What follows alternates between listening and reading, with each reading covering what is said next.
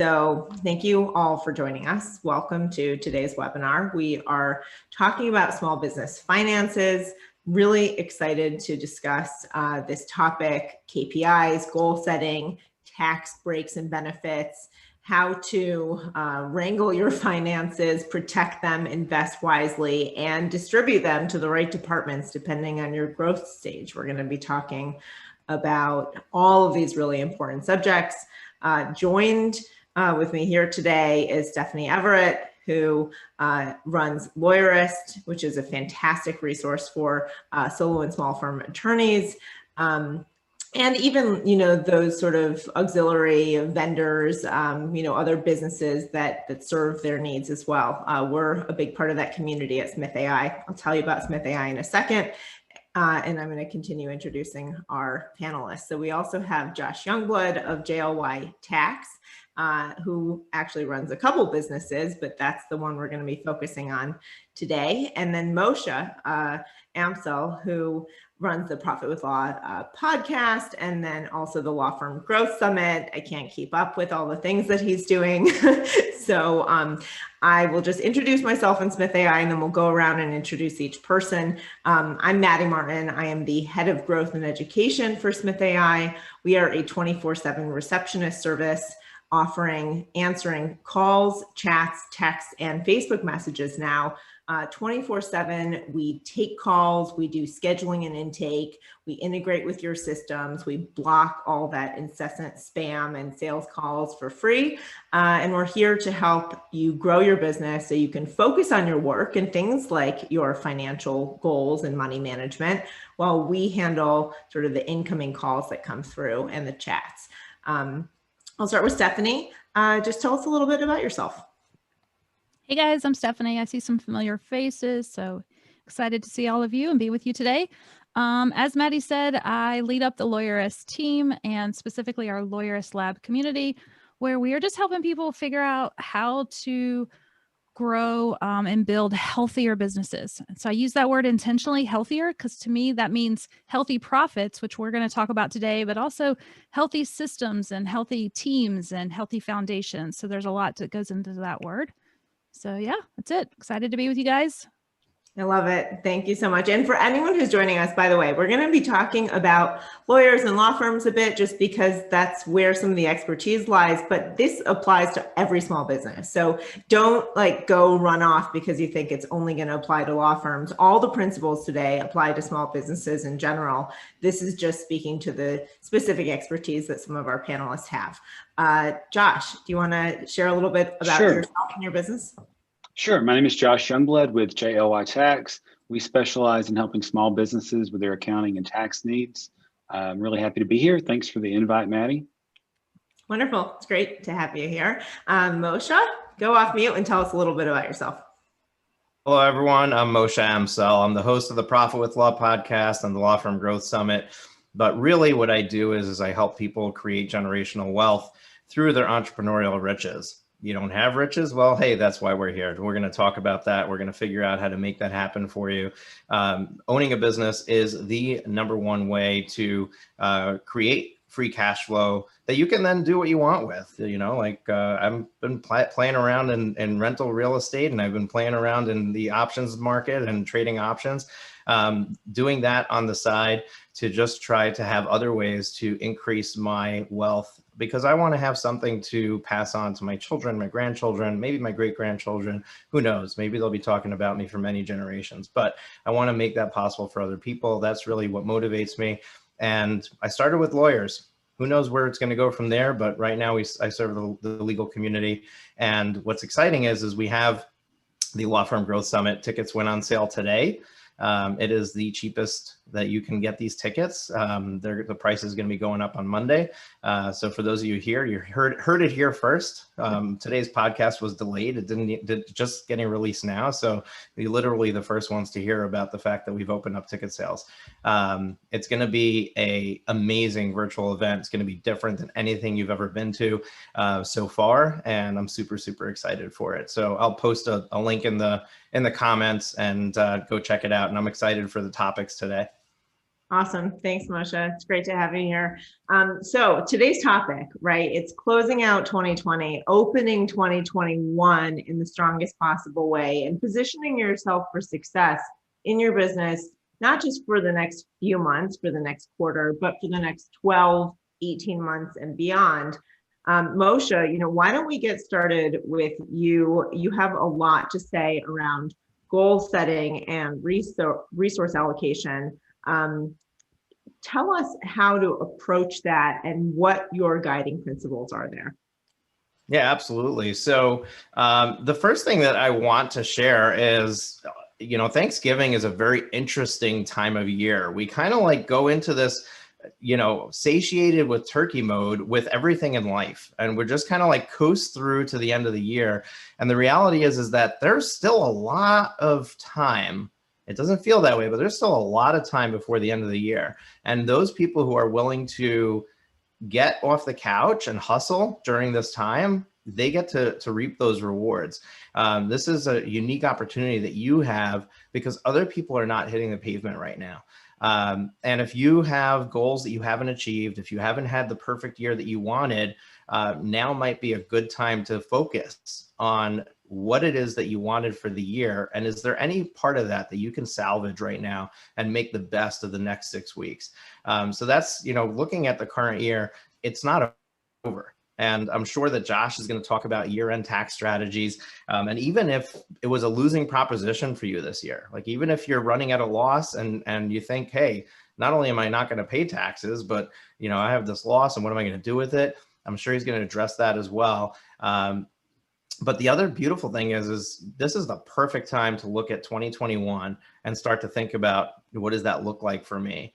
And the funny thing is that, when we think about goal setting and goal planning, we start to think about the diets that we've started in January. And then by January 15th, we were off of them, and myself included. It's just one of those things where it's like, okay, it's a great time to get motivated, but then we get unmotivated really quickly. And I want to focus on that today. I want to talk about what is the cause of losing that motivation and how do we get over that? So I'm going to focus most of my time on 2021, but I wanted to start with just saying, hey, the year's not over. And, one of the best things that you can do for yourself, one of the best gifts you can give yourself is to give yourself a little kick in the butt and say, hey, let me finish 2020 strong. It's kind of like if you're running a race, one of the keys to trying to finish strong is when you see that finish line in sight, that's when you just open up because you don't care. After I cross the finish line, I can then catch my breath. I can take that breather. So I'm just going to keep going all out for that last quarter mile and really, lock in my time and, my results for that race. That's how it is at the end of the year. You have a choice. You can coast into the finish line and just, kind of finish, or you can, really turn on the burners and head into it. So I really want you to think about that when you go into the end of the year. Now I'm going to share my screen. Now, Moshe, as you're doing that, you brought up a really good point about looking back at this year. If anyone has ever done an exit interview with a client, or, if you're not, I definitely recommend that you do that.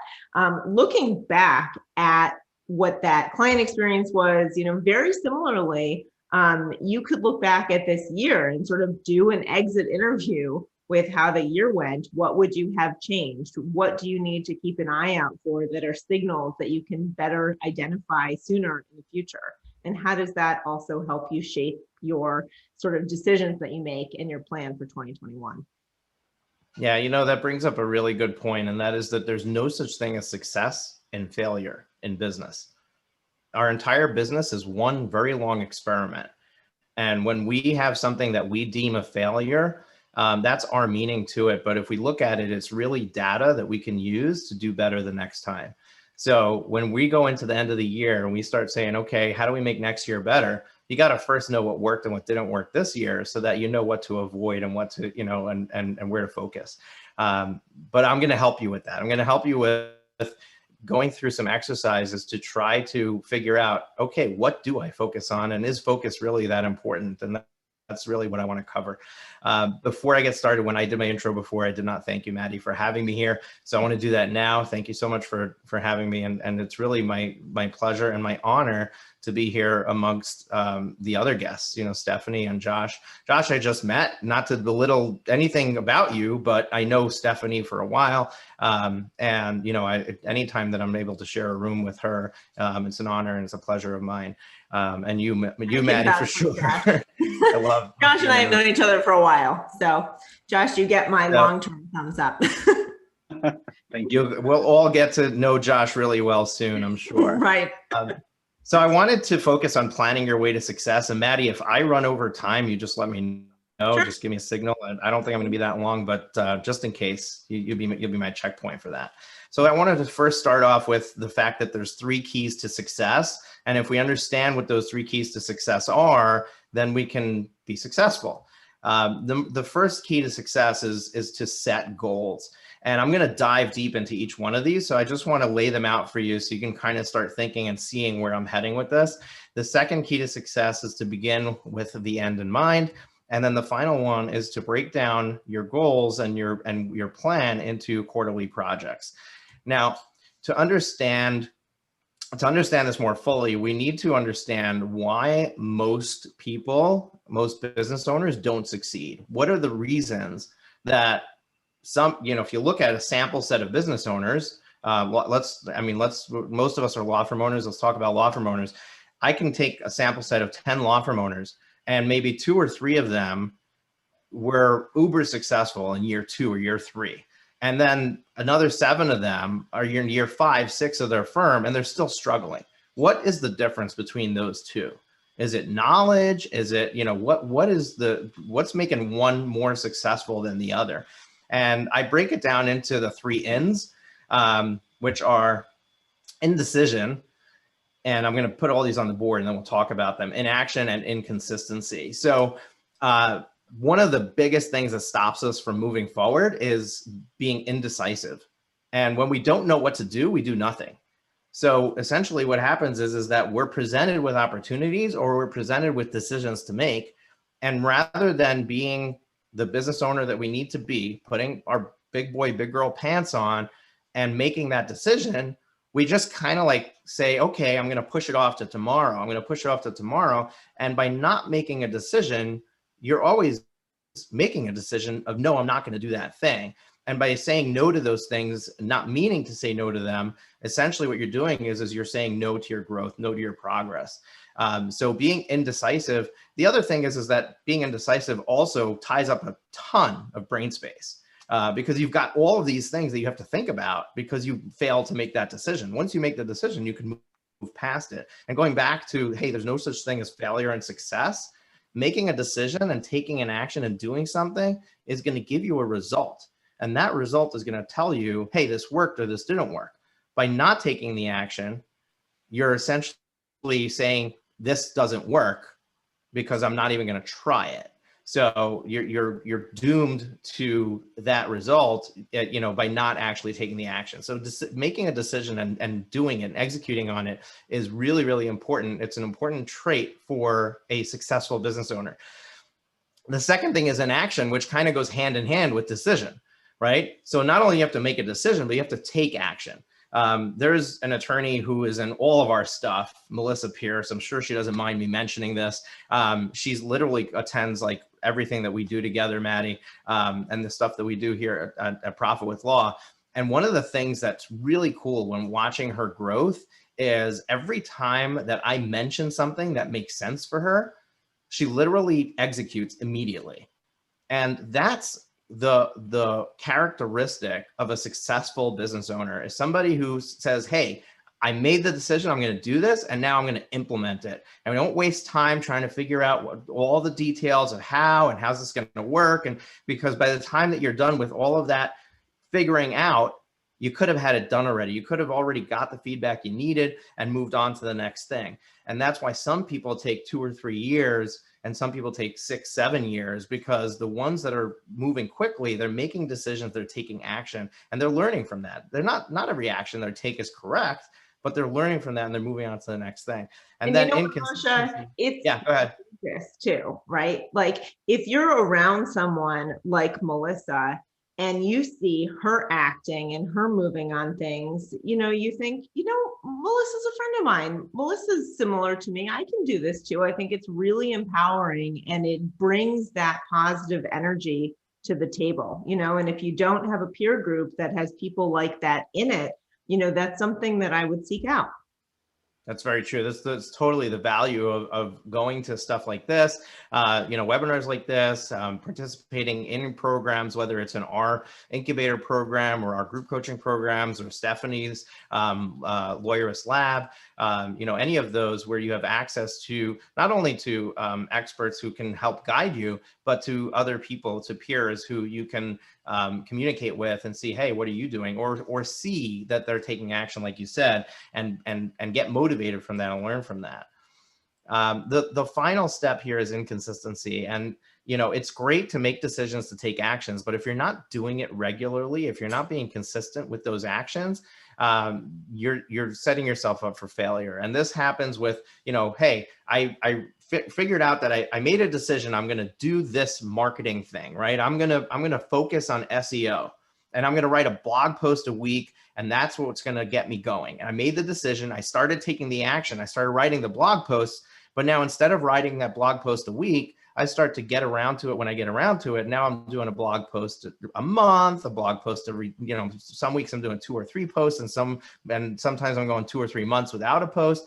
That inconsistency is setting up that solution for failure. And therefore you're going to get the feedback, hey, this doesn't work. And you're going to say, okay, I'm throwing in the towel and giving up and move on to the next thing. Whereas somebody else is getting great results with the same exact actions because they're doing it consistently. And it doesn't have to be, marketing's an example, but it's anything in your business, whether it's serving your clients, whether it's how you handle your staff, whether it's just how you spend your time. Consistency is the hallmark of successful people. If you look at any of the major successful CEOs, you can see that everything about their life was about consistency. I mean, look at, Steve Jobs wore the same pair of pants and the same shirt every single day because he decided that if I do this, I'm going to get all this time back because I'm not going to have to make a decision every day of what am I going to wear today. And it's, not that you have to go to that extreme, but the consistency is what I want to focus on. The fact that once he decided this is something I'm going to do, he did it every single day. And that consistency is what's going to breed success. So going back to my initial slide, what are the 3 hallmarks of success? The first is goal setting. So I want to talk about goal setting. You might have heard of it before. You might have done it before, but maybe you did it wrong. So the first thing to understand is you have to know what you want as a human being, as a person, not, hey, my law firm needs X, but what is it that I want? And you have to get really clear on that because money is only going to buy it for you if you're clear on what it is. If you're trying to succeed for the sake of success, you're gonna have a hard time getting there. But if you know, I need $250,000 to make a down payment on the dream home that we want, and I also need $50,000 a year to survive, and I want to reach this goal in 3 years, I know that I need to bring in an income of $100,000 every year for 3 years to be able to have that money put aside, plus the money that we're living off of, or 150,000, however that math works out. That's how you back into what does the firm need to create. So the first thing is you got to get really clear on the big picture. What is it that you want? And it's not just financial goals, right? It's what do I want out of life? What is the purpose of the firm? Is it just to be a moneymaker, or am I trying to make a difference in the world? Or am I trying to create money from that's going to allow me to make a difference in other places in the world? So you really need to get clear on this because you want to make sure that you're doing the right work and that you have the intention of what you're trying to pull out of it. If you want to get that dream home, but you don't get focused on that, you don't realize that that's what you want. And now you've been plugging away at your law firm for 5 years and it's producing a nice income for you and you're living your life, but you haven't focused on that. You're not putting money away to it. What's going to end up happening is you get burnt out because you're not getting what you need to get out of the work that you're doing. So it's really important to be really clear on what that big picture is. And I'm not talking about just the next year. I'm talking about 5 years, 10 years, 15 years, 20 years. You got to think into the future and say, okay, what is it that I want? A great book for this, by the way, is a book by Michael Hyatt and Daniel Harkavy, and it's called Living Forward. And one of the best exercises that I love in the book, and it's really a hands-on, you got to, do the exercise as you read it. But one of the beautiful things in that book is they have what I call the eulogy exercise, where basically you write your own eulogy. And if you think about the power of that exercise, where you need to think about, okay, what do I want to be known for? I'm dying right now, or I just died, and now they're going to talk about me. What are they going to say? And if you start thinking about what is it that I want them to say, what is it that I want to see in my eulogy, now all of a sudden that starts to create some clarity about what's important, what's not important, and where do I want to focus my efforts. So I really encourage you to go through that as a way to make it through this. So once you know your big picture, you know what you want. And with my coaching students, I go through a more detailed process where we have a spreadsheet that they literally list every single item, that every single thing that they want that's going to have some sort of financial goal on it, and put a timeline on it so that we can create a financial map for their personal growth of what they need at every stage from the business. And then we just look, okay, now let's just look at the next 12 months. Sometimes we'll do 18 months depending on where they are, but let's just look at the next 12 months and say, okay, what is it that you need to have happen for you personally in the next 12 months to be on track for this plan that you laid out, your own personal financial plan. And once you identify what that is, so let's just say it's $100,000, right? I need $100,000 in the next year in order to be able to provide for my family, go on that one vacation we want to go on, and maybe save for my next car purchase, whatever your goals are. About profit or revenue here? I'm talking about take-home pay. Take-home pay for just you, the owner. For just you, the owner. Don't worry about taxes. After tax take-home pay. Got it. Okay. And the reason I focus on that is because I'm a big fan of Profit First. You may have heard of this book by Mike Michalowicz. It is a great system, a great cash management system. But one of the hallmarks of it is that everything's broken down into percentages. And the percentages might not be perfect for your particular situation, your particular business, but by and large, it works really, really well for law firms. And if you know that at less than $250,000 in revenue, my take home should be about 55%, then we can back into that by just saying, okay, $100,000 divided by 0.45, what's remaining, right, is going to give me the revenue that I need in order to generate 100,000 of take home, right? So it's a reverse calculation. I'm going to show you in a second. I have a little cheat sheet for you on how to back into this. But basically what we want to do is we want to get really focused on what is it that you need personally in the next 12 months so that you can feel like this year was a successful year. And the reason why I focus on the personal is because nothing else matters. At the end of the day, this is why you're a business owner. If you just wanted to have a decent income, you'd go and work for somebody else. You went and started your own practice. You went and started your own business because you wanted more than a paycheck could provide. So what is that? What is the more that you wanted? Get clear on that. Let's not skirt around the issue. And now what we do is we translate that into what the firm needs to produce as a top line revenue. So I'm just going to switch over to a cheat sheet here that I'll drop a link into the chat where you can download my slide deck and you can download this cheat sheet. But essentially this is based off of the Profit First system. And if you're, and these are up to, right? So if your personal financial goal is up to 137,500, and then you take that and divide it by 0.55, that's going to give you a business revenue goal of 250,000, right? So this might not be your number. Just take your number up to this 137.5.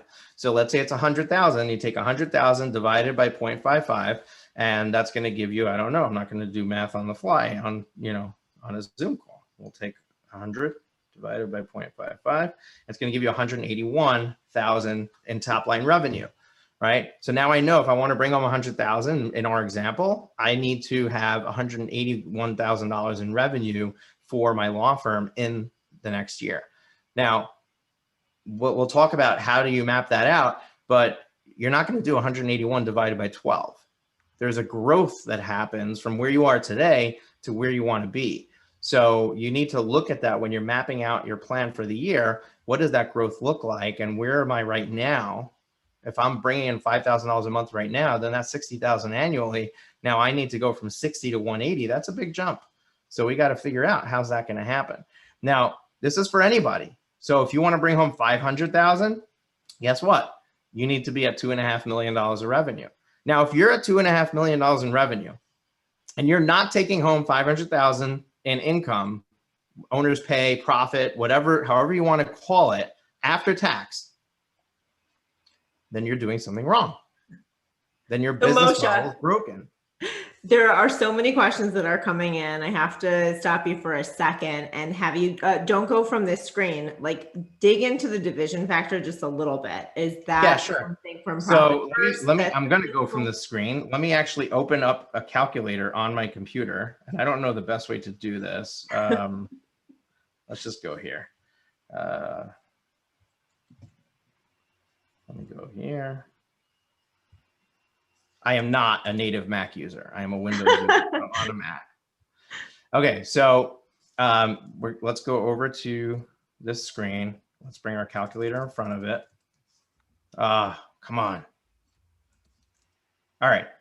So ask somebody in the chat. Give me your own situation. Give me an example and let's walk through it. All right, someone chat in. First one wins.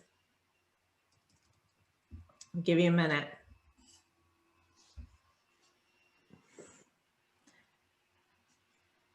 I think that's why it wasn't popping up. Here we go. Yep. Yeah. Give us what do you want, Moshe? The business revenue goal or the personal financial goal? Let's talk about, okay. So let's do a couple of things. We'll use, who's this giving this example? First one who chimes in. Maybe let's do personal financial goal. And let's start with personal financial, but I want to know where you at right now. Okay. So what are you taking home right now?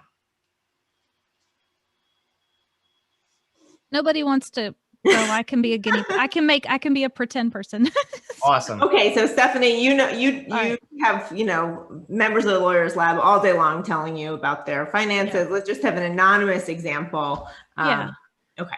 So I'm currently bringing home 100,000. Is that what you want to know? Okay. And you want to get to what? Is 150 too much? No. Okay. What do you mean is 150? Is that, I mean, are we talking about over the next year? Yeah, 12 months. All right. 12 months. I want to answer that one question. And I know that you're a test case, but there's people who are here that are asking that question. What's realistic? Right. Oh yeah, 10x. I mean, we're seeing questions. And I want to tell you that when you approach goal setting, you do not approach it from a realistic number. Now, I'm not saying, hey, I want to go from 50,000 to $1 million take home. I'm not saying that's not possible and you can't do that, but I am saying that there's a difference between realistic is safe and realistic is what is possible.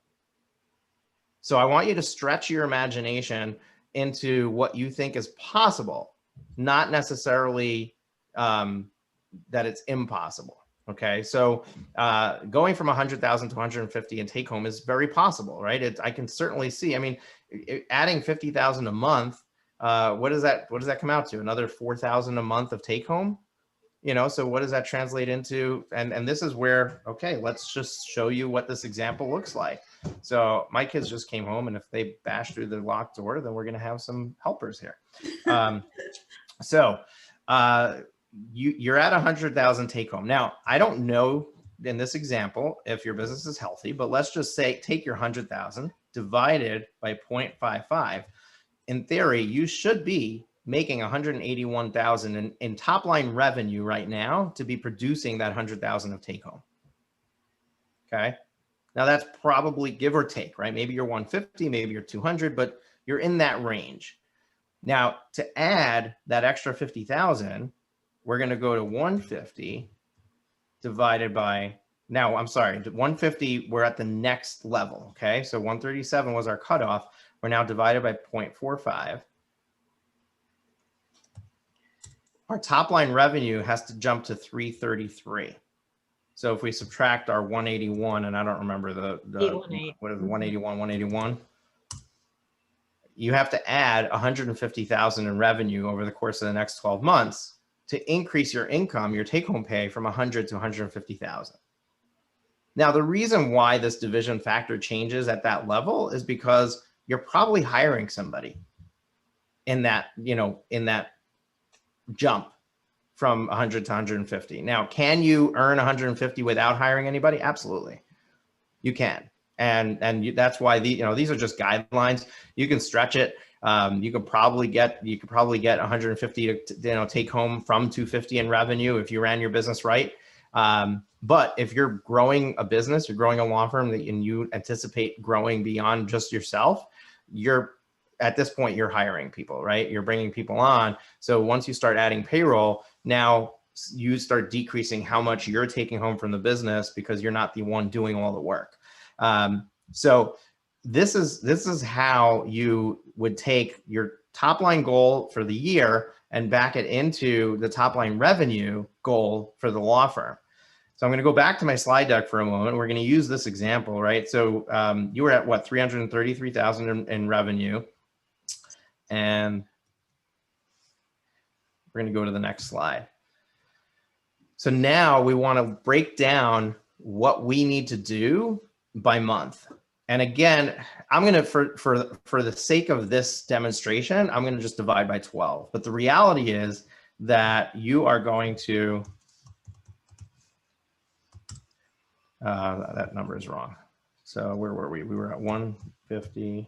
Basically 150 additional. Divided by 0.45. So if we take your top line revenue, divide by 12, you have to be bringing in 27,000 and change, 28, let's just round it up to $28,000 a month in revenue. Now, what's the next step? The next step is to break it down by a quantity of clients or some other meaningful number. Now, obviously, you have some clients that might be hourly. Maybe you have some flat fee, flat service stuff. So your math might be more complicated and maybe you need a spreadsheet for this. But for this example, I'm going to say you're an estate planning attorney and you primarily do trusts and you charge $4,000 a client, right? So if we take this 27,000, divide that by 4,000 in revenue, we now know that I need to get 7 clients a month to be on track to take home 150,000 in revenue.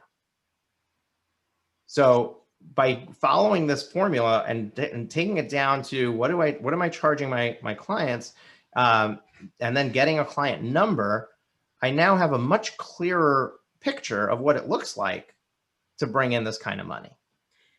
So and now I know I need 7 clients. What's that? You're also, we're getting questions around, how do I use this to calculate, whether or not to hire someone? This is actually the number that's probably going to be closest to the number you need to determine if you're going to hire someone. How much work do I have to produce? Well, is that possible for you to produce that amount of work for that number of clients? So that's a very loaded question. And I honestly, I'm going to get in the next step, which is begin with the end in mind. I'm going to kind of cover that. To answer that, I want you to just start thinking about the possibilities that there's 17,000 different ways to hire somebody. And you, as soon as you're asking that question, you should have already hired somebody. The question is, who do you hire and in what capacity? Are you hiring a virtual assistant? Are you hiring somebody in the Philippines? Are you hiring a virtual paralegal? Are you hiring an attorney who's just going to fill in some gaps? Or are you bringing on a full-time employee, right? So there's a lot of options that you have as far as, how do you start off your team building process? And we have some great conversations happening on the podcast around this. Stay tuned for an interview that I'm going to be releasing with, I'm forgetting his name now. There's going to be an interview coming out in the next few weeks with the CEO of Wise Hire. Wise Hire is the name of the business. And we have a great conversation around hiring people. We have an interview we did with Brett Tremblay, who's Get Staffed Up. And, I invite you to go and search our podcast directory to find that. Maybe I'll pop in the episode number into the chat once I'm done talking. We have a great interview with Jacqueline Foster, who's virtual paralegal services. So there's a lot of great conversations that we're having around these alternative types of hires that you can do that are very cost effective and can help get stuff off your plate so you can continue doing what you do best. Attorneys tend to think, oh, the first person I need to bring in is another attorney or a paralegal to get stuff off my plate. And the reality is that you're wearing many hats. And the cheapest thing to get off your plate is going to be your bookkeeping and your billing and your ordering of office supplies and your travel arrangements and, and handling your email. There's so much that you do that doesn't need a paralegal or an attorney. And if you got all that off your plate, you probably wouldn't need a paralegal or attorney yet. So a whole nother conversation, but I am going to touch on it very, very soon. I want to get back to this because I want to make sure that I make it through this process so that you can go home or sit there behind your screen and do this with me and really set your goals, right? So when you break it down to a quantity of clients, that's when it suddenly becomes, oh, this is really realistic. 7 clients is not that many. Now, if you're getting 2 clients a month now, it seems like a big leap. But the reality is that it's really not that many people. If you think about it, it's less than 2 a week. So now you need to start knowing your business. So if you're brand new, you need to just take action and start measuring this. If you're not, you probably have an idea. But what is your close rate? When you bring in leads into the business, how many of those leads are you closing? When somebody comes off your website, comes off an ad, whatever your marketing tactics are, when you get an inbound lead into your business, how many of those are closing into clients? And the reason you want to know that number is because we can now back into how many leads do I need every month to get 7 clients. And why is that important? Well, we want to get the earliest measuring indicator that can demonstrate that we're going to succeed. And we want to focus there, because if we focus there, we're going to get the end result that we want. And even though I'm about to talk about beginning with the end in mind, this is the beginning. But this is how you go about mapping out your plan for the next year, by knowing how many leads I need to bring through the door. And then we can talk about the next step. So let's say that your close rate is 20%. Right? So 20% of the people who come through the door are going to become clients. All I do is I take this number and I divide it by 0.2, which if you think about the reverse math, 34 times 20% is going to produce the 7 clients, right? Or 35. So I need to get 35 leads through the door to get 7 clients. Now there's other things that can happen, right? What if you changed your close rate from 20% to 50%? Well, that would be a game changer, right? You might have enough leads right now. If you've got 2 clients coming through the door and your close rate is 20%, you're getting 10 leads right now. Increase that to 50%, and you go from 2 to 5 clients like that. So don't just focus, oh, I need more leads. Maybe I need to fix something along the way. Maybe that's almost half of your growth right there, right? If you're like, I'm looking at 7 and you just brought me 3 because of my close rate, Moshe, that's pretty powerful. I think also one of the most important things is you talked about consistency. If you can measure consistently these different movements throughout your sales funnel, then you can depend on that data. So it's consistent, not just in your business systems and practices, but it's also consistent in your communications, in your marketing, in your sort of sales approach. How are you dialing in those systems to deliver those results every time and not have a close rate of, 20% on Monday and 50% on Thursday and 10% on Friday, right? Absolutely. Absolutely. Now look, this is the law of averages, right? So you can go a month with 10 leads and close 2, and you go the next month with 10 leads and you close 8, right? So it's not going to necessarily be consistent just because you want it to be. But if you start measuring and you start compiling that data, you're going to start to have that information at your disposal, and you'll be able to know which way you're trending and and whether there's a problem. What if you decide, oh, hey, I want to hire a salesperson? How do I measure their success? Well, how well are you doing? Compare it to how well you're doing. and then compare it to how well they're doing and just keep raising the bar for them to get better and better. So this is your key metric. This is the early indicator of success. If you can identify how many leads I need to bring through the door, that is the earliest number. Now you could, if depending on your marketing efforts, like if you're doing, pay-per-click ads and you know that my click-through rate is going to drive this number of leads, you can back it up even further, right?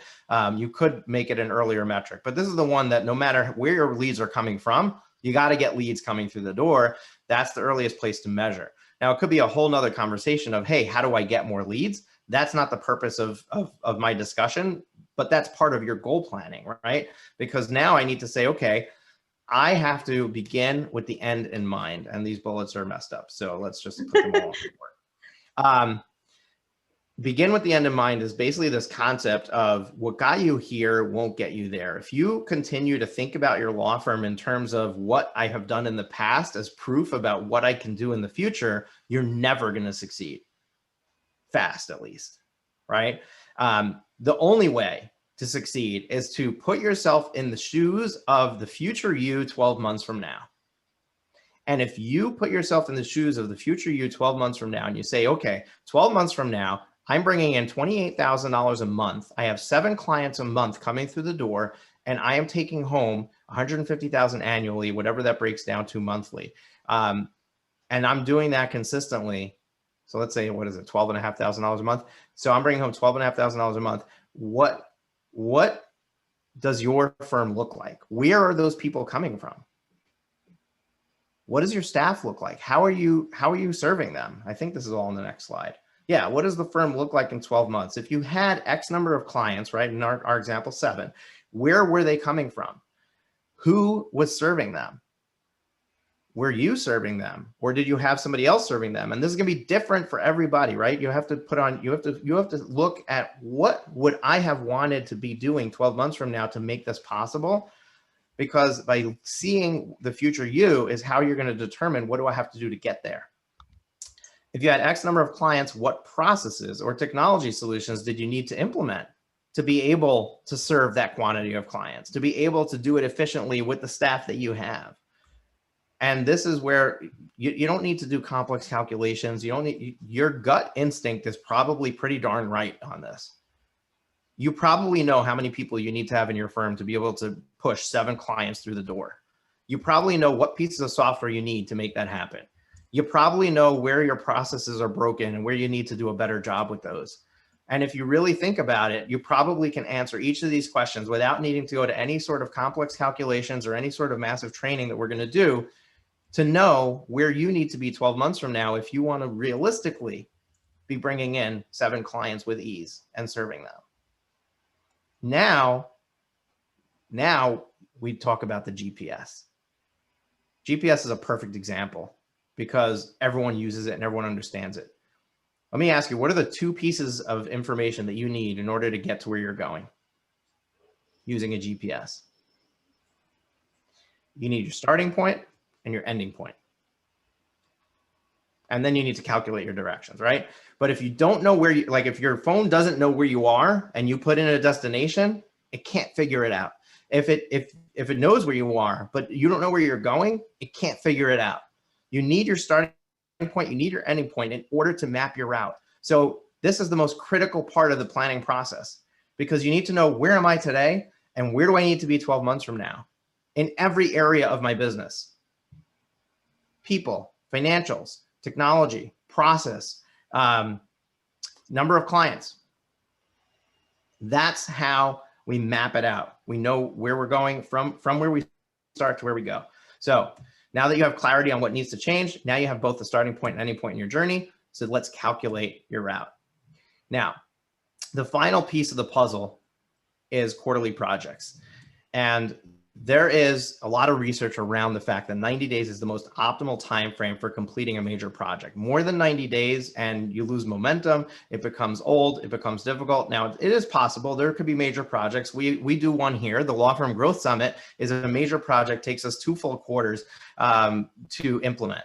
But it's really 5 projects in one. So we're only working 2 or 3 of those projects at one time during a 90-day period. But it is it is an example of a bigger project. But when you think of projects, think of the things that you've mapped out that you need to change. Maybe I need a new marketing strategy to be able to drive the leads I need to drive. And then once I've got those leads coming in, maybe I need another staff member to start handling the work of the people coming through. And then once I have that staff member, maybe I need to implement technology to make that staff member more efficient and handle the processes. And then maybe I need to focus on really, tightening up my financials and understanding my KPIs and all of that. Each of those is a project. And now if I focus on each of those for 90 days, suddenly at the end of 12 months, I've got a very different looking law firm. So at this point, you know where you're starting from, you know where you need to go. You need to identify the biggest projects that are going to move you there. What are the big things you need to tackle that are going to move you there? And then you map those out in chronological order of how am I going to attack these? And the key is that you're doing these separately. You're doing them chronologically. It may seem counterintuitive. Oh, I need to focus on my marketing while at the same time I'm focusing on building my staff, while at the same time I'm implementing a piece of software. And that's how we run. But the reality is that focused intensity is going to get you there. And if you have a start and stop of this project, and then hey, in Q1, this is what I'm focusing on. And by the end of Q1, my marketing strategy is going to be implemented. We're going to be running with it. I'm just going to trust that it's going to produce the results. It might not produce the results overnight, but it's implemented, it's running, and we're going to trust it. And now I'm going to move to the next phase, which is maybe it's bringing on staff. So Moshe, one of the things that we just talked about this yesterday, we had a sales funnel webinar, and either you have time or money. Typically, you can bring someone on and pay an expert to do it, like marketing, for example, or you can invest the time and learn it. And you really do, as you're putting up on the screen, have to break down these initiatives. Yes, put them in order, and then also determine, okay, what work do you really naturally gravitate towards? What are you good at doing? What is an efficient use of your time or a skill that is really valuable for you to build and you have to be a participant in this? Or can you delegate it out?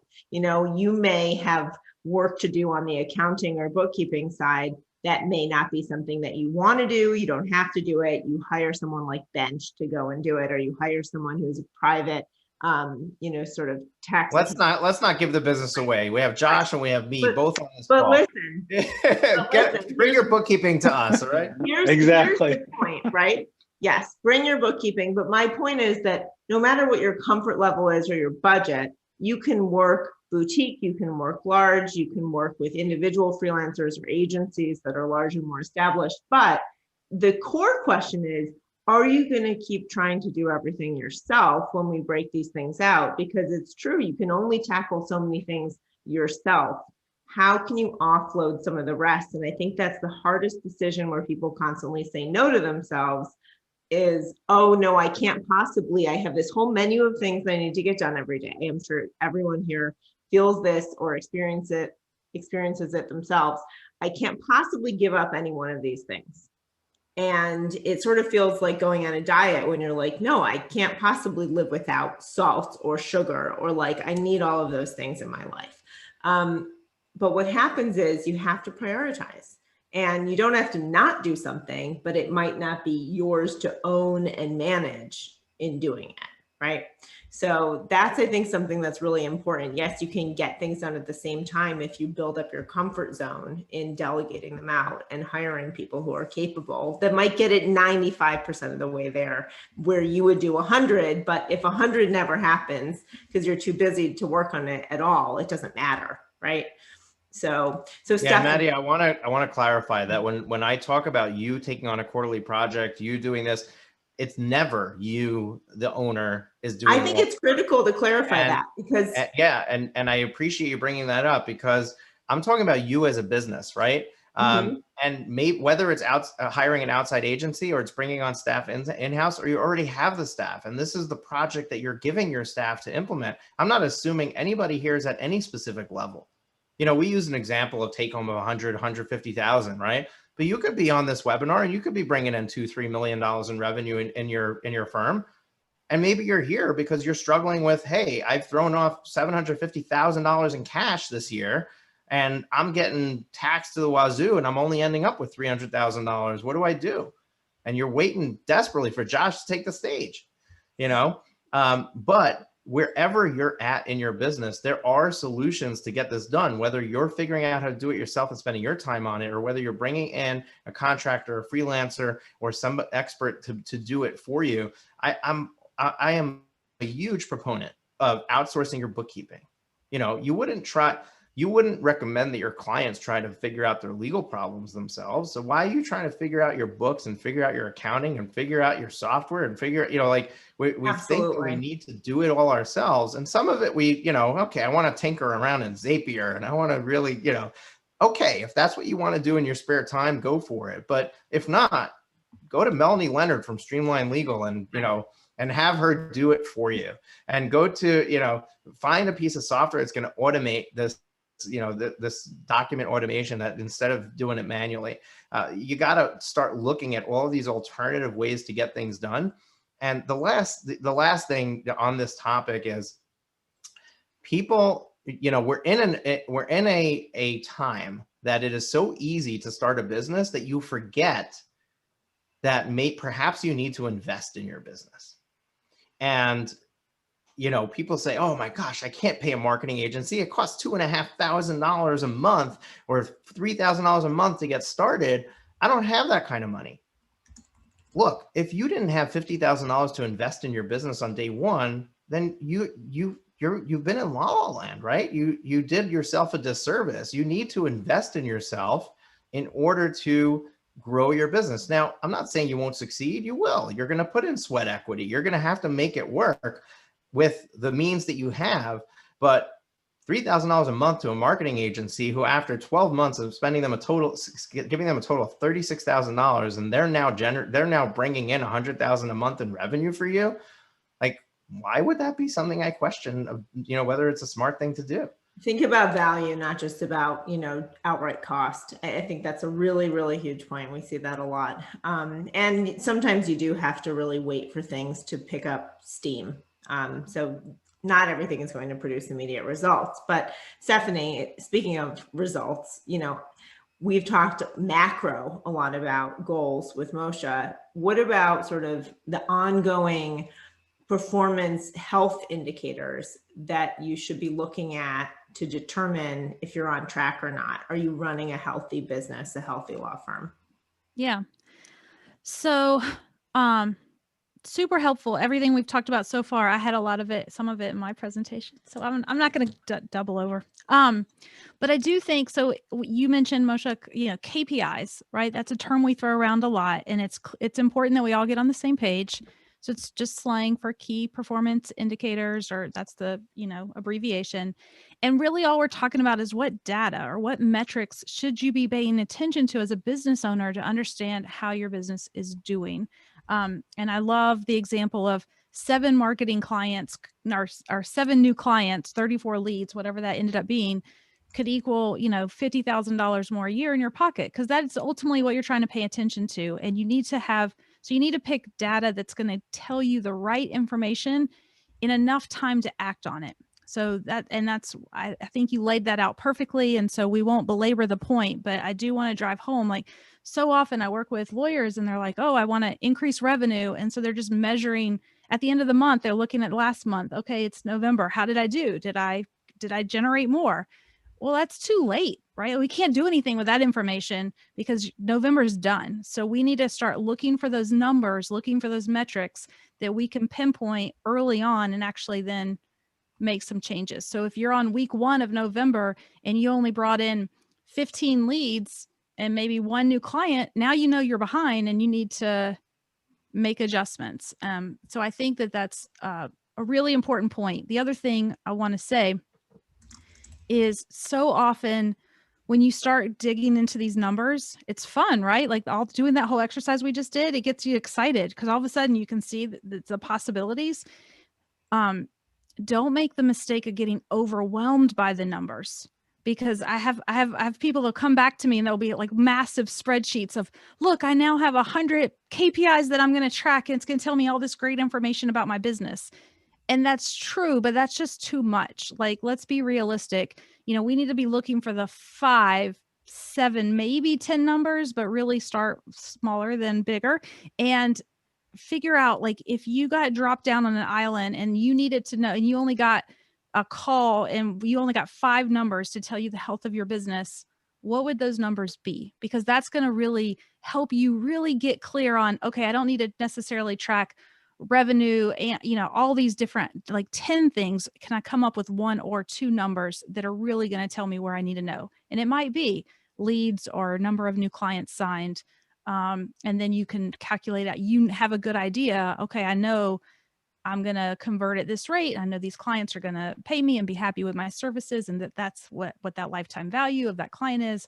So I can feel good about just knowing that number. Because I do see it's so easy to get lost in numbers. We get excited by it. I had one firm that I worked with, and they would spend like a week. I don't know. They'd spend all their time trying to come up with this complicated spreadsheet. And I was like, guys, it's just not helpful. We just need to pick a few numbers and go with it. So obviously, when we talk about financial goals, increasing revenue, we just went over, is a common one. So let's not talk about that anymore. I want to just give you a few more so that you guys can be thinking about as we go into the new year, and whether these are goals or financial KPIs you should keep track of.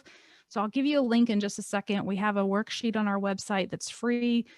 You do have to join our insider program, I think, to download it. I'll see if I can work around that in the course of today, or I'll send Maddy a different link, but it's free to join. So you'll get a lot of resources when you do. But one of them is this 5 financial KPI worksheet, and it helps you kind of think through some of these financial numbers and start to understand them. So let me just throw out a couple of other financial goals that may bubble up for you and may make sense for you in the new year. So we talked about increasing revenue. Maybe you're going to be thinking more focused on like increasing your margins. So how can you increase your profitability? If you're at $4,000 per client, someone said, "Oh, am I charging too less?" in the chat. They got freaked out by that example. I have no idea if that's the right number in your market. Don't worry. He was just making up some numbers there based on what we hear, right? Mm-hmm. But if that's what you're charging, like, can you do it more efficiently? Can you shore up your, maybe you need to increase your price, but maybe you need to cut down on what you're spending to produce that result. So that could be a goal that you look at in the new year. Some other things I thought I'd throw out, because I really see lawyers struggling with this right now. And I'm hopeful, like, I'm the eternal optimist, you guys. So I see this news of vaccine and I'm like, oh, the end is in sight. Like, I'm just so focused on the end of that tunnel, because Maddy said we were all suffering. I mean, the burnout is real. It's really hard right now. I think we all need to acknowledge that and be gentle with ourselves for that.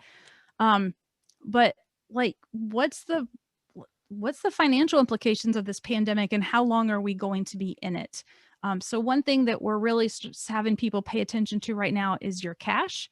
Like, how much cash do you have? It's been really interesting. There's people with cash in a financial crisis. They have opportunities. So there's firms out there right now buying other firms and expanding and making those investments that we just heard about, because that you have opportunity. But if you're sitting there and you don't have a lot of cash right now, and you're really, so what do I mean by cash on hand? We want you to know, if you didn't collect another dollar after today, how many months would your business be able to survive? Like, with what you have in your operating account right now, right? Like, not your trust account. That's not your money until you earn it. And so ideally, and it's going to vary for businesses depending on your business cycle and how you had in your collections, and whether you're contingency or, how you bill.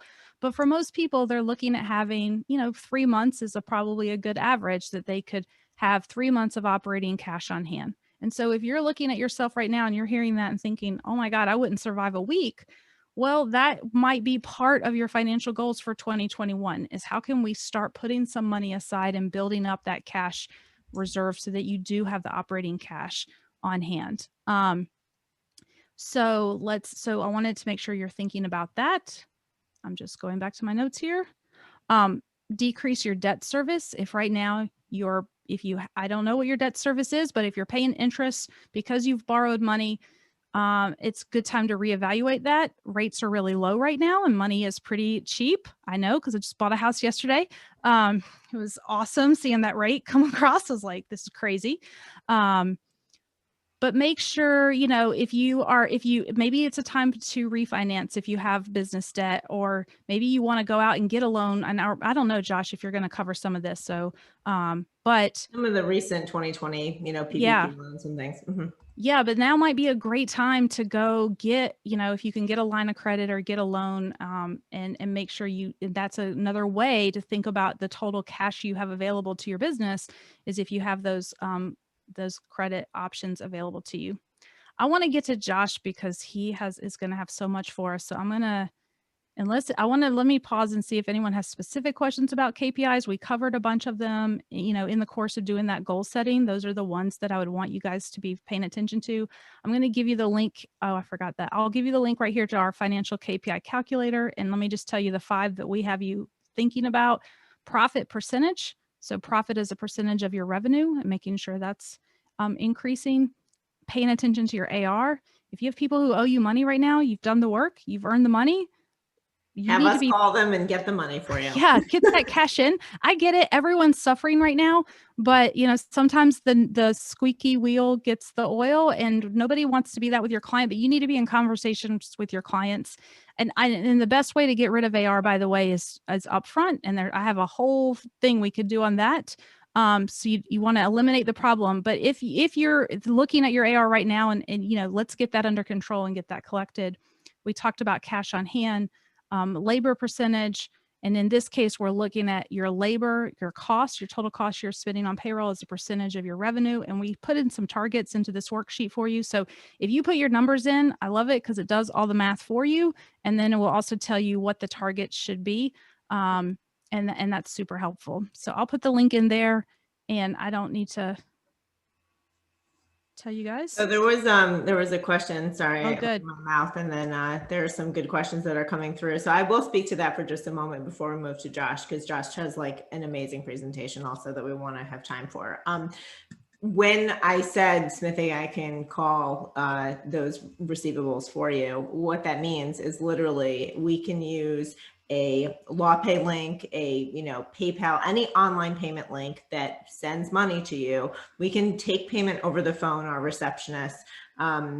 Even if someone is scheduling an appointment, we can take that over chat. But on the outbound side, right? Like not just, oh, hi, scheduling an appointment. Oh, you have to pay for the consultation.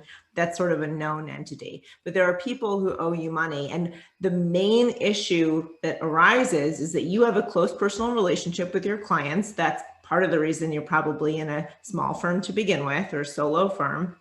And you want to preserve that, and you don't want to make the relationship more transactional and more transparent in that way than you have to. So to protect that relationship, you can have our receptionist make outbound calls. I recommend you do it on a monthly basis. You set yourself a reminder and you send us the list of people, their bill link specifically so they can pay the exact amount. And our receptionist sign not only an NDA, but a additional financial non-disclosure agreement that allows them to take that credit card payment over the phone. It doesn't ever go into our system. It goes directly into yours. So if you're not already taking advantage of that, I encourage you to do so. Now is a good time of year to do it. And the sooner the better before every Christmas present is purchased. What a great service. I mean, you guys, I always tell everyone, I'm like, get someone else to make these collection calls for you because it's hard. It's super uncomfortable and you don't want to be in that position. Yeah. In the link that I gave, in addition to the 5 financial KPI worksheet, we actually have a script that you can use for making collection calls, which, by the way, you guys, it's like questions, right? Like you're not beating people up. You're just like having a conversation with them about, well, what could you pay and when could you pay it? And let's get you on some kind of plan. So you can take that script as a template, modify it, send it over to your Smith.ai person, and let them handle it and get this money in the door, because cash is really valuable right now. It is, and you deserve it, like don't discount the service that you provided to them and those boundaries that exist for a reason. It's not a friendship, you did a service and you deserve to be paid for it. And if your terms aren't locked tight around that with your client agreements, also revisit that so you set up yourself better in the future for collecting those payments and having the right to, really chase them or not having to. So, let me just look at the Q&A really quickly because there are some questions that have come through. All right, I think we are in a good position to move to you, Josh. Really excited. And thank you for sticking with us for this next segment. Josh is going to share his presentation around taxes and benefits and deductions, credits that you need to be aware of at year end. Okay, I'm going to go ahead and share my screen here. And we can kind of jump around, but since someone had already mentioned PPP, I'm going to start there. Because there were some developments today where one of the congressmen is trying to, I guess, sponsor a bill where there will be a second round of PPP. And there has been some discussion. IRS has taken the position that if you received PPP money and that loan is forgiven, those expenses will not be deductible, which has upset a lot of people because they assumed that they would still be able to deduct their payroll if their loan was forgiven. But IRS, no. I think we're probably going to see Congress address that in the next relief bill. As far as PPP forgiveness goes, there are some banks now that are sending out forms from the SBA for people to complete so you can go ahead and get your forgiveness in. A lot of people are suggesting waiting, which I agree, because we're going to see more changes as we get to the end of the year and definitely as we move into a new administration. So it could be that, the forgiveness is going to get even easier. They have streamlined it. If your PPP was less than 50,000, there is now a streamlined form where it's like one page. You don't have to provide as much documentation. The bank doesn't have to verify all the documentation. Makes it a little bit easier. So I would wait on applying for the forgiveness right now because I do think it's going to get easier. Great.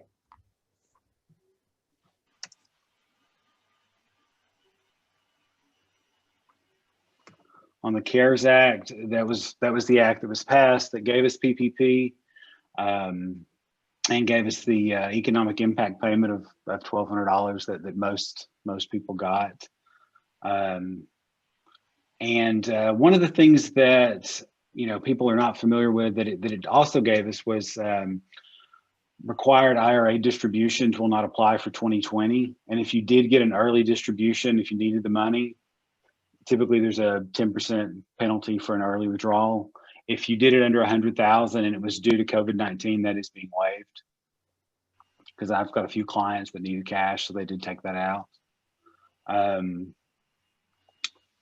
see here.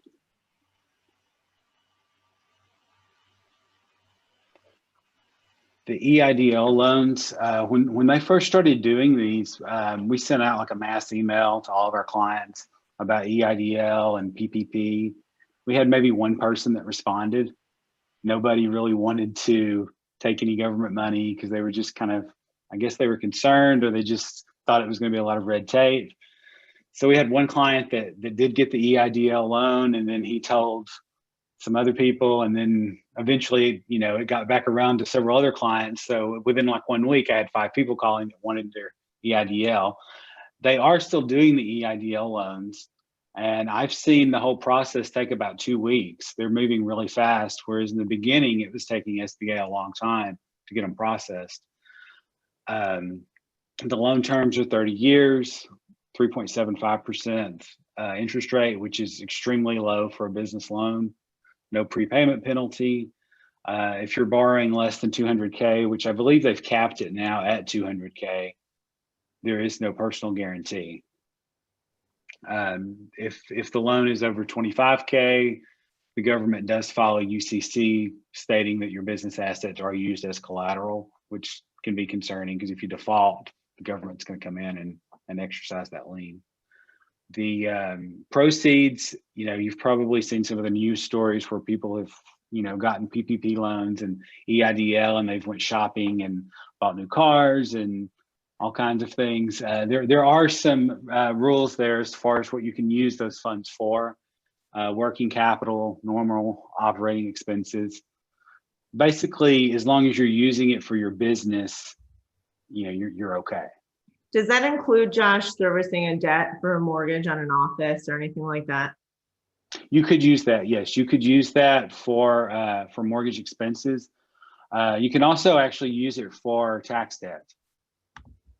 Initially, they had said initially you could not use it for any federal loans, but then there was an exclusion that you can use it for tax debt. So if you take someone who has $30,000 or $40,000 in tax debt for their business, this is obviously going to be less interest than what the IRS is going to be charging them with penalty and interest. So I have had a client that did take advantage of it for that reason. The payments are deferred for a year from the time that you get the loan. Interest obviously accrues when you get the money. But those loans are still available. So I would encourage people, if they're needing financing for their business, this is really attractive because you're not going through what you're going to go through for a typical bank loan.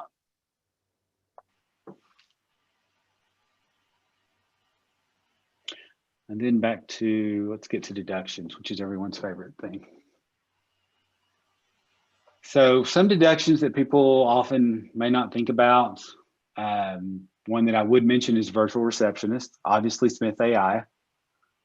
That is completely deductible. And if you're not using a service like that, I really couldn't recommend it enough. I know when I started using it, I saw a huge improvement in my business because I'm not having to answer my own phone.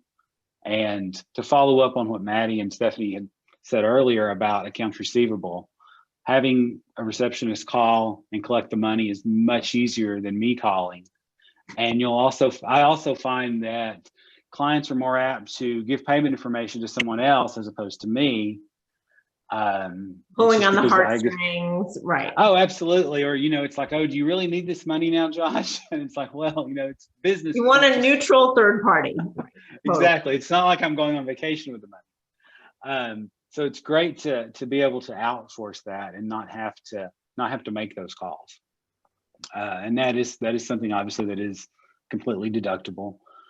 Business meals are deductible, 50% of business meals. Entertainment is no longer deductible. There are cases where you can deduct 100% of a business meal. If you have a bunch of employees in the office, which you probably don't have now, and you're having like a working lunch or it's an employee like event, those you can completely deduct 100%. But entertainment, that changed, so you can no longer deduct that. Josh, portions, before you get into prepaying, there's a question about portions of the home being used as an office. Is that still valid? Yes, that is absolutely still valid. You can take the square footage of your house and then the square footage of your office, and you can apportion the expenses, electric, utilities, internet, or there is a simplified form you can do that gives you a deduction based on that. But that is definitely, home office is definitely still valid. And there's a lot of people that in the past have shied away from doing home office because they were always afraid they were going to get audited. And it's like, if you really have a home office, take your home office deductions. I always tell clients, don't worry about getting audited.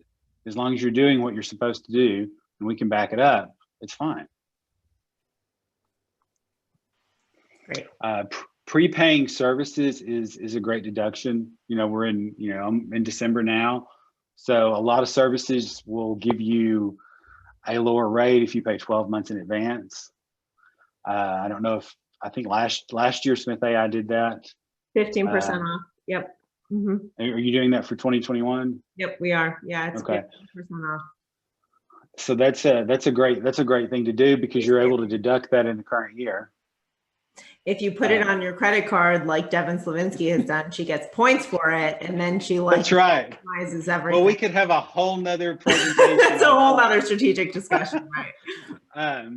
But that gives you the benefit of this year of that deduction, and not to mention you're saving 15%. So that's really a win-win. Some other options, if you have web hosting, email hosting, you could prepay some of your cell phone. Rent is one. I have one client that's going to pay several months of their rent. Some landlords in this time period are making deals like if you pay 6 months, they may give you a month free. Obviously, that's up to each individual scenario. But you can save a lot of money by doing that and taking those discounts. Any interest expense for your business is tax deductible. I have some clients that have funded their business with credit cards, which is not a good idea at all to go into credit card debt for your business. But if that interest on that credit card is for the business, they can deduct that. So one question, Josh, Sure. I think I know the answer, but I don't want to be the one to answer it, especially recorded. There's a question about, do you actually have to have clients visiting you at the home office in order to deduct it? No, you do not. Okay. You do not. That's what I thought the answer was. Okay. Yeah. Especially, even before, no, but especially now, most of us aren't visiting any clients. Right. That would be a huge penalty for working from home. So, imagine that you're a consultant, you're running a marketing consultancy or business. You are doing work from home and you may never have someone visit you in person. Exactly. And you may not want people visiting your home. That's kind of one of the reasons I keep an office, is because if I'm going to meet people in person, I like to be able to meet them in an office environment versus, coming up to the spare bedroom and meeting at my house. Right. So there's that.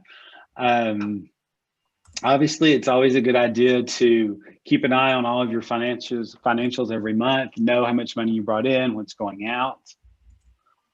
Don't wait till the end of the year and then be surprised that you've got $50,000 in profit and you're going to have a tax bill, when there's things we could have done throughout the year and each month by looking at, this month you had a great month and, you made a lot of money and you're thinking about making some purchases for your business. Well, now's the time to do that. One thing though is, none of us like to pay taxes. I don't know anyone who enjoys writing a check to the IRS. Stephanie enjoys it. I do, because it means I made money. So hey, that is a good point. I'll pay my fair share any day of the week, and I'm happy that I made money. So I have a sense of pride about I like that. I like that. Josh, not to just take over with all the questions, but I think we knew there were going to be a ton of questions. Sure. Lots of questions about home office deductions. If your spouse owns a business too, can they share the home office if you can breathe in each other's space for the whole day, notwithstanding? Each deducting half based on the square footage. I'm guessing of the home office, obviously not the full home. Well, I guess my question would be, if you're filing a joint return, then it really wouldn't matter as long if one of you were deducting it versus the other. But okay, if you're so doing you might as married, well just have one person deduct the whole yeah, home office. Right. Yeah, I think so.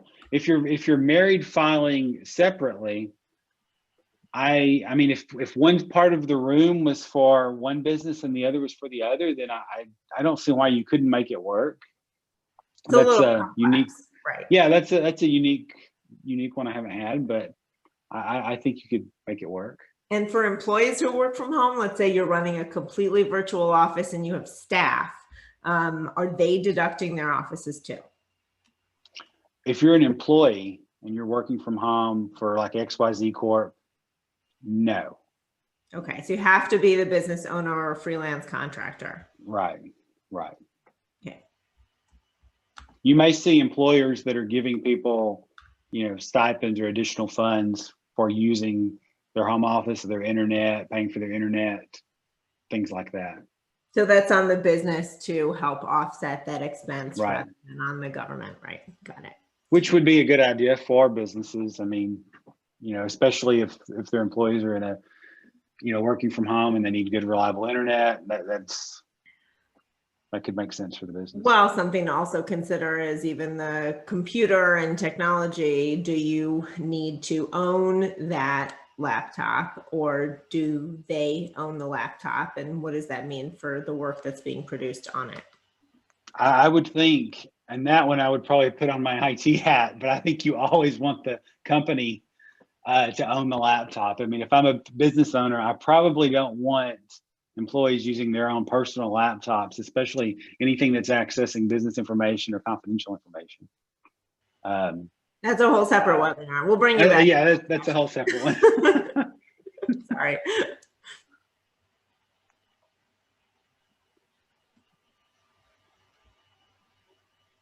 So we already talked about monitoring cash flow, reviewing your accounts receivable closely, obviously outsourcing those collection calls, having Smith.ai do that is a great thing to do. And I was hesitant to do that in the beginning because I can be a control freak, and it's great. It's just like managing my calendar. I never wanted anyone to manage my calendar or book appointments because it's like, well, I want to be in control of my calendar. And it's like, no, it's great for a client to call in. They want to talk to me. If it's a new client, they get booked. They're on the calendar. It makes life easier. And there's like 6 people that can reach me directly, my family and, a couple friends and clients, and everyone else goes through Smith.ai. I would, also considering, looking at your expenses and eliminating anything that's not necessary. Maybe you had a big office, and I know this has happened with some law firms since COVID. You had a nice big office, and then everyone went virtual, and you come to the realization that maybe you don't need that big office anymore.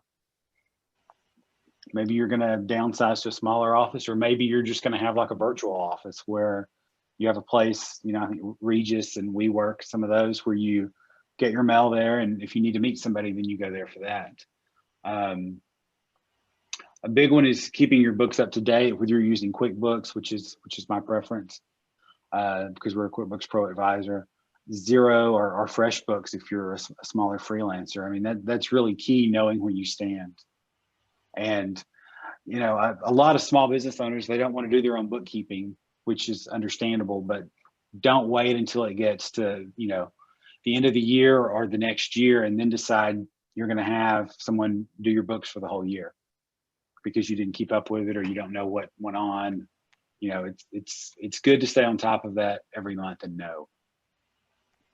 And as part of that, automation and delegation are 2 huge things. And Moshe really talked more about that. I mean, and that was a great presentation. I learned several things from watching that. But if things you can delegate that you don't have to do everything in your business. You don't have to do the bookkeeping if you don't like it. You don't have to do the billing or the collection. Just outsource it. As long as it gets done, that's all that matters.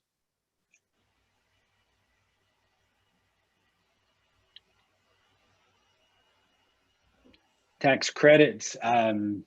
Tax credits work different than deductions because they actually directly reduce your bottom line that you're paying to IRS. There's the work opportunity credit, which you will get a credit for hiring members of certain qualified groups, veterans, people who are on SSI, ex-felons. Small business health care tax credits, up to 50% of the premium you pay for employees. There's numerous ways to qualify for that one. Employee retention credit for wages that are paid before January of 2021. If you provide sick and family leave, there's tax credits for that. Electric vehicles, I've had some clients take advantage of that one. Unfortunately, it doesn't include Tesla anymore. But some of the other automakers, you can get a pretty nice tax credit if you go the electric route.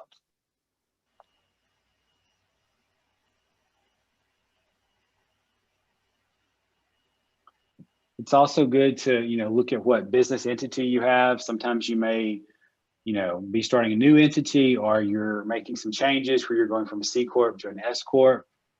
That's one of those things I always recommend people, if they're setting up their LLC or their corporation, get with a small business attorney. Don't do it yourself, because a lot of people are just tempted to go online to the Secretary of State for their respective states and fill out the paperwork, and they're like, hey, I have my LLC now, but then they don't have an operating agreement or any of the stuff that they should have. And I've got several clients that are attorneys, and one of their big complaints about accountants is when they try to practice law. So you definitely want to talk to an attorney about stuff like that. and also, a tax person based upon what your business is. Because if you're just a sole proprietor, then you really want to look at setting up a business entity, because there are tax advantages of that, where you're not paying the self-employment tax, where you have obviously better liability protection. There's lots of different benefits to not just being, John Smith doing business as.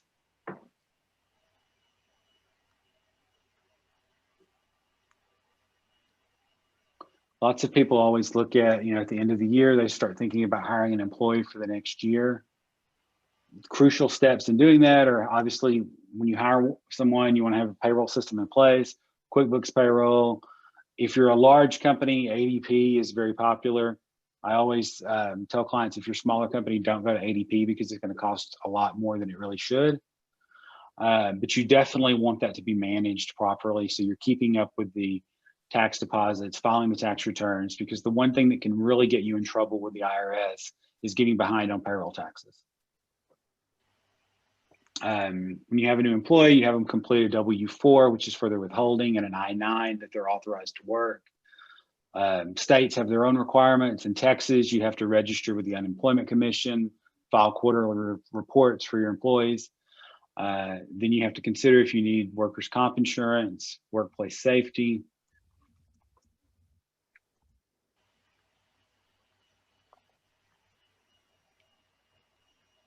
And then there's also, we have several clients that still have past due taxes from, 2, 3, 4 years and beyond. And, it's crucial to look at that and address it, so that every year you're not just pyramiding taxes on taxes. Because the worst thing you can ever do is just to ignore the IRS. We've helped several clients that have installment agreements where they can pay monthly. Many cases, depending upon what they owe, usually if it's less than $25,000, that can be set up online. They don't have to talk to a person. It's just very, very straightforward to get that in place. But if it's employment taxes that you owe, that really has to be handled very urgently, because the IRS has the ability to levy a penalty on the individual of the business, a trust fund. It's called a trust fund recovery penalty, and they can actually come after people for criminal charges on employment taxes. So that's very crucial. Hey, Josh, sure.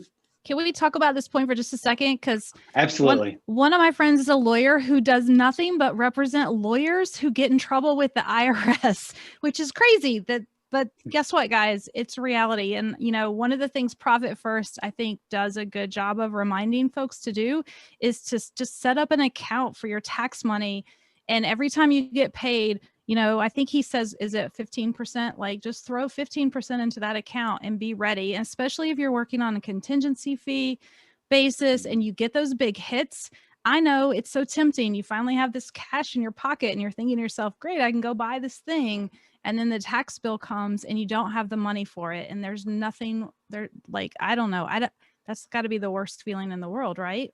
So. Oh, and it happens all the time. I mean, you'll have somebody, they've got $300,000, in August, and when we get around to filing their return the next year, they have no money. Right. Or, I've had clients that they'll come in for their first meeting and they're under the impression that on December 31st, if they take all their money out of the bank, they owe no taxes. I'm not sure where that came from, but, it's like, you can be the most broke person on planet Earth and you can still owe the IRS a lot of money. And one note to make is the IRS, one, is underfunded right now. And because of the pandemic, it is taking much longer for them to process mail. As of a couple days ago, they still have about 3 million pieces of mail that has not been opened. So it is taking, even calling the practitioner line, sometimes it can an hour to get through.